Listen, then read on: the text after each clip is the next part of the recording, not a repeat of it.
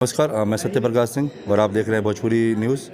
और हमारे बीच बैजंती फिल्म के डायरेक्टर उपस्थित हैं, तो मैं आपको उनसे रूबरू कराता हूं और उनसे ही उनका परिचय मैं पहले आपसे करवाता हूं।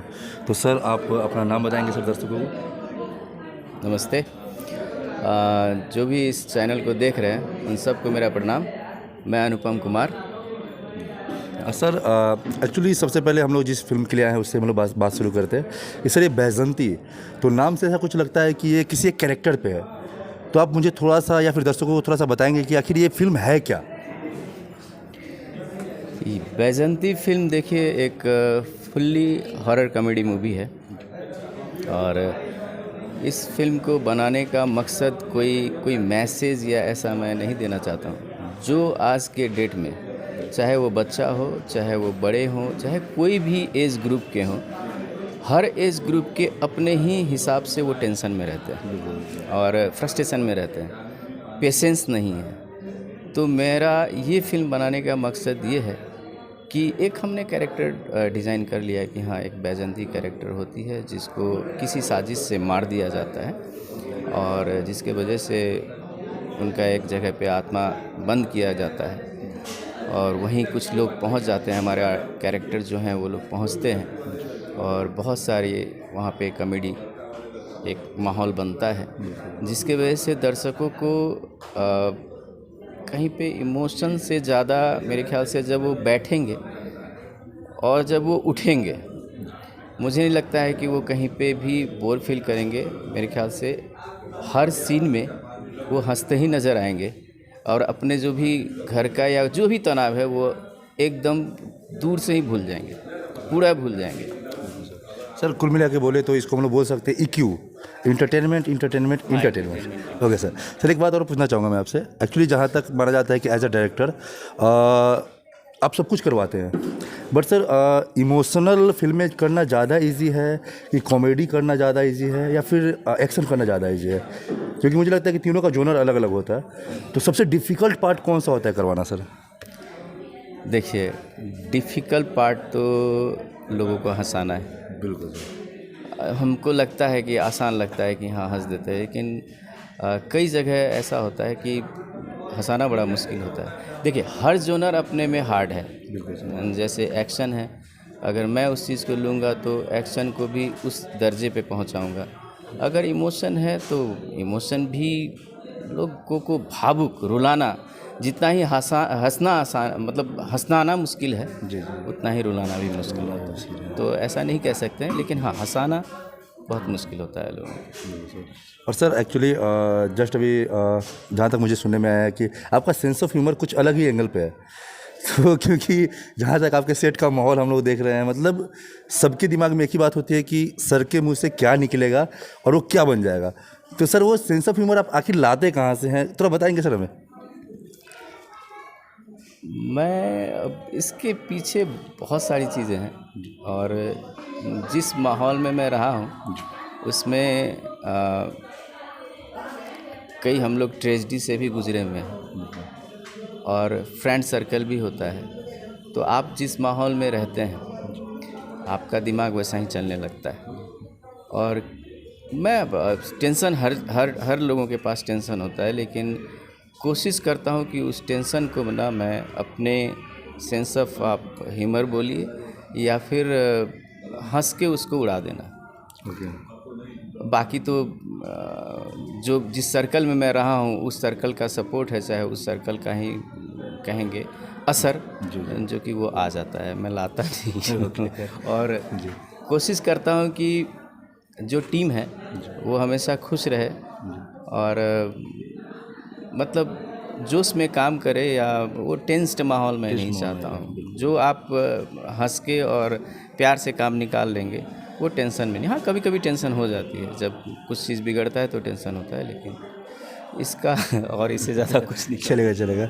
और एक्चुअली क्या है सर, एक छोटा सा और सवाल था मेरा कि आप मतलब एक लाइन में अगर आप अपनी जर्नी को बताएं कि फ्रॉम 0 to 100 कैसे कम बताना चाहेंगे?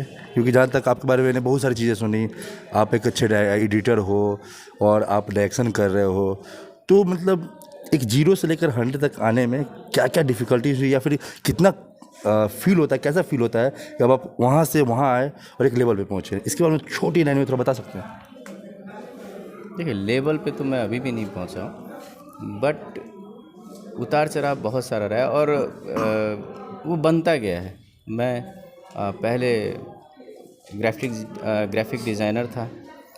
उसके बाद धीरे धीरे किसी ने बोला कि यार आईटी में ऐसे ऐसे होता है, आप ये काम कर सकते हो, तो मैं आईटी में चला गया। 6-7 साल आईटी में काम किया। किसी ने बोला आप एडिटिंग सीख लीजिए। हाँ, इंटरेस्ट मेरा आर्ट में था। मैं शुरू से पेंटिंग बनाता था, या मेरे घर में म्यूज़िकल माहौल होता था, मेरे मामा ये सब ऐसे ही गाते उतरे, हम लोगों का माहौल ही ऐसा था। तो वो आर्ट वाली माहौल मतलब हमारे फैमिली में रही है। तो इस वजह से भी हो सकता है कि धीरे धीरे जो स्टेप मिला, और स्टेप मिलते मिलते एडिटिंग, फिर कुछ लगा तो वीएफएक्स, फिर होते होते जब डायरेक्शन का कुछ पार्ट मैंने सीखा या कई लोगों से सजेशन आया तो मैं डायरेक्शन की तरफ गया। तो जर्नी थोड़ा लंबा है और ऊपर नीचे भी है। कभी डायरेक्टर बन गया तो कभी एडिटर बन गया, जहाँ जैसा माहौल मिला तो बनता चला गया। जिसके वजह से ये होता है कि जब मैं फिल्म मेकिंग करता हूँ तो बहुत सारा सपोर्ट मिलता है और मुझे हर चीज़ पता होता है कि मैं क्या करूँ। तो सर कुल मिला के बोले तो आपने जो बोला इग्नोरेंस, तो काफ़ी दर्द होने के बाद जब इग्नोरेंस आदमी करता है तो एक सेंस ऑफ ह्यूमर बनता है क्या? ऐसा कुछ कह सकते हैं क्या? कह सकते हैं। आप अपने दर्द और उन सब चीज़ों को दबाने के लिए भी सेंस ऑफ ह्यूमर ला देते हैं। मैंने जो फील किया है। और सर आपकी बहुत सारी फिल्में हैं, तो क्या उसके बारे में कुछ बताएंगे क्या? बहुत सारी नहीं, मैं सबसे पहले इस भोजपुरी में रमाकांत सर से मिला था मैं काठमांडू में। तो उस वक्त मैं वीएफएक्स करता था। तो वीएफएक्स करते हुए तो उस वक्त उन्होंने कुछ देखा हुआ था, मेरा वर्क देखा हुआ था, तो उन्होंने वीएफएक्स के लिए मुझे हायर किया था। बट उनके साथ जो वो सीन डिस्कशंस बातचीत होते गई तो उन्हीं का थोड़ा था कि आप अगर सर डायरेक्शन में आए तो ज़्यादा बेटर होगा। हालांकि मैं पहले कर चुका था, मतलब इंडिया में था तो ad film, music video, short movie, इन सब चीज़ों पे मैंने काम किया हुआ है। फिर चांस जैसा मिला मैं फिर वीएफएक्स में चला गया और पैसे भी अच्छे मिलते थे। तो असिस्टेंट या डायरेक्शन करने से अच्छा है कि वीएफएक्स अगर पैसा अच्छा हो रहा है तो ठीक है, कर लो। तो वो मैंने किया, तो उससे भी एक एक्सपीरियंस नया ही मिला। तो कुल मिला के यही कह सकते हैं। हाँ सर, एक्चुअली ये चीज़ मुझे भी जानना है कि हम लोग आए हैं इस फिल्म के लिए, तो इसी से शुरुआत करते हैं कि इसमें कैरेक्टर्स और किरदार कौन कौन से हैं और क्या मतलब आप उनके लिए क्या फील कर रहे हैं, कुछ बताएं। देखिए, कैरेक्टर का बात कहेंगे तो कुछ प्रॉब्लम भी आई है ना। कुछ कैरेक्टर हमने शुरुआत में जो डिसाइड लिया, ठीक है, जो हमारी कहानी है उस हिसाब से हमने डिसाइड किया। धीरे धीरे कुछ कैरेक्टर अभी शूट पे आते आते बहुत सारा अपने आप कैंसिल उन्होंने भी किया है और कुछ ऐसे माहौल बने हैं। तो अब जो कैरेक्टर है वो मेरे लिए परफेक्ट कैरेक्टर है। हाँ, कुछ नोन है, कुछ अननोन है, लेकिन जो भी हैं वो परफेक्ट। सर मेरा एक छोटा सा और सवाल था क्योंकि मैं आपका ज़्यादा समय नहीं लेना चाहता हूँ, बट सर एक फिल्म को बनाने के लिए 4 पिलर होते हैं, प्रोड्यूसर, डायरेक्टर, डीओपी, मतलब मीन्स 4 ये पिलर होते हैं जो एक फैमिली को सजा के रखते हैं और जब मार्केट में आती है तो लोग उस फैमिली को देखते हैं। तो मैं शुरुआत करता हूँ आपके प्रोड्यूसर से कि हाँ, आप उनके बारे में क्या कुछ कहना चाहेंगे, क्योंकि उनका सपोर्ट कैसे है आपके साथ, ये थोड़ा आप बताएं सर। अब ये भी इत्तेफाक है, हम लोग हमारे पीआरओ हैं ऋतिक जी, उनके थ्रू ही मैं उनसे मिला हूँ और उन्होंने भी खूब रिसर्च करके मेरे से बात की है। अब उनको क्या मेरी बात कौन सी अच्छी लगी ये मुझे नहीं पता है, बट वो भी प्रोफेशनल हैं। एड एजेंसी है उनका और एड काफ़ी सारा उन्होंने ऐड किया हुआ है। तो उनका जो एक्सपीरियंस है और मेरा जो एक्सपीरियंस है वो शायद हम लोगों का मैच कर गया और एक ट्रायल के बेस पे उन्होंने इस भोजपुरी फिल्म में कदम रखना चाहे कि पहले ये बनाते हैं और फिर देखते हैं कि मार्केट में क्या होता है। तो हम लोग दोनों चीज़, सिर्फ फिल्म को शौकिया चलो प्रोड्यूसर आया और काम कर लो और बना दो फिल्म, ऐसा कुछ नहीं है। हम दोनों का एक अंडरस्टैंडिंग क्या है कि एक ठीक है छोटा बजट है लेकिन अच्छे अच्छे लेवल पे सर। लेवल पे काम करना, तो उनका सपोर्ट है और अच्छा हम लोगों का ट्रेनिंग है ऐसे। और सर कुछ डीओपी के बारे में बोलना चाहेंगे?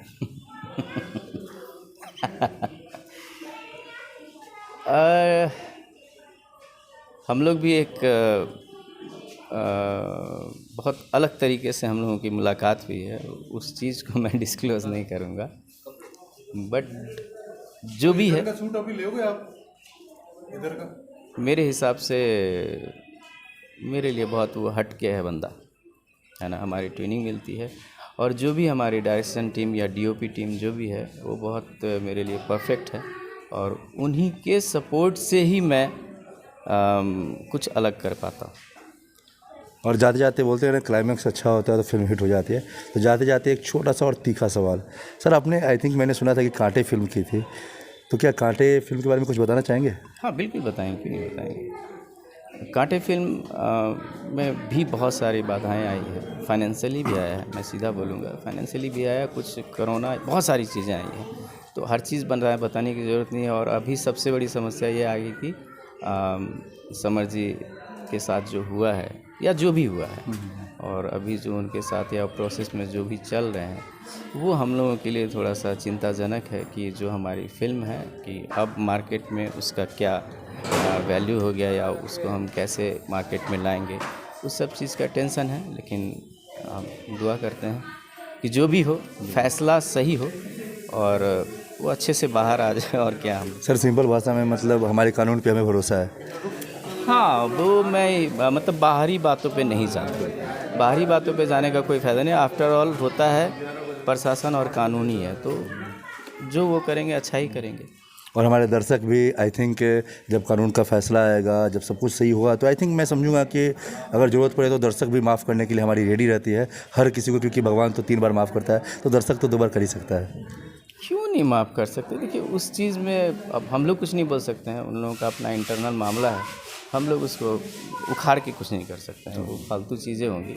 है जो भी है, दोनों पक्ष तो आया ही है ना मीडिया में, तो दोनों पक्ष जब सब लोग, जनता सुन ही रही है और कानून भी सुन ही रहा है, तो आफ्टर ऑल हम तो लास्ट में, कानून के आगे कोई नहीं है, वो कितना भी कुछ भी बोले, कानून के आगे कोई कुछ नहीं कर सकता, उनका ही फैसला सबसे बड़ा फैसला होगा। चलिए thank you so much sir, आपको मैंने ज़्यादा डिस्टर्ब किया। और सर लास्ट बार एक बार दर्शकों को कुछ बोल के और फिर हम लोग विदा लेते हैं। चलिए, मैं चाहूँगा कि आप लोगों का आशीर्वाद रहे और हम लोग अच्छे से ये फिल्म कर पाएँ और आप लोगों के सामने जल्दी ये फिल्म ला पाएँ, बस यही मैं ईश्वर से प्रार्थना करता हूँ और आप लोगों को नमस्ते करता हूँ और धन्यवाद करता हूँ। चलिए थैंक यू सो मच, मिलते हैं नेक्स्ट एपिसोड में।